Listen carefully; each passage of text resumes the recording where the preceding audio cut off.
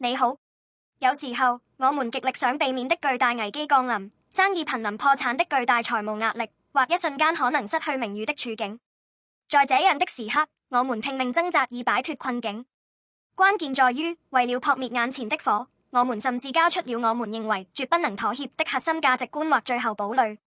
希西家王在亞述王西拿基立率領大軍入侵時徹底崩潰，他繳納巨額貢金屈服，掏空了王宮國庫，甚至剝下神殿門柱上的金子獻給亞述王。殿柱上的金子象徵着與神的盟約關係、猶大的信仰與主權，他們的最後堡壘。剝下金子是屈辱的妥協，在世俗壓力即巨大的軍事力量面前交出了神賜的核心價值。結果如何？亞述王不僅拿了金子就走，他嘲笑希西家，並施加更大的威脅。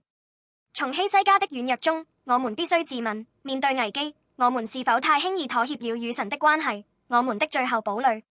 但耶穌來到這地，面對人類生命最根本的問題，罪與死亡的巨大威脅。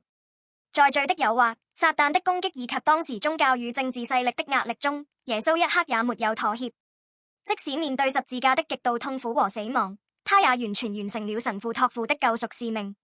耶穌在十字架上的死與復活成了我們最終不可攻破的堡壘。任何財務壓力、名譽受損的威脅，甚至死亡的恐懼，都無法動搖或奪走我們在耶穌基督裡的救恩。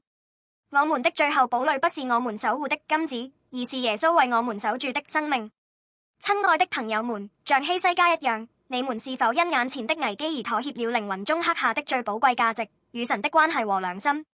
此刻，請認識到，通過十字架永久解決了罪與死亡問題的耶穌基督，是我們真正的最後堡壘。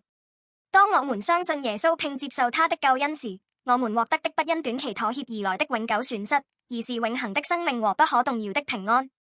不要再在這世界的壓力前屈膝。你們不願邀請耶穌基督，你們生命真正的掌權者，進入你們的心嗎？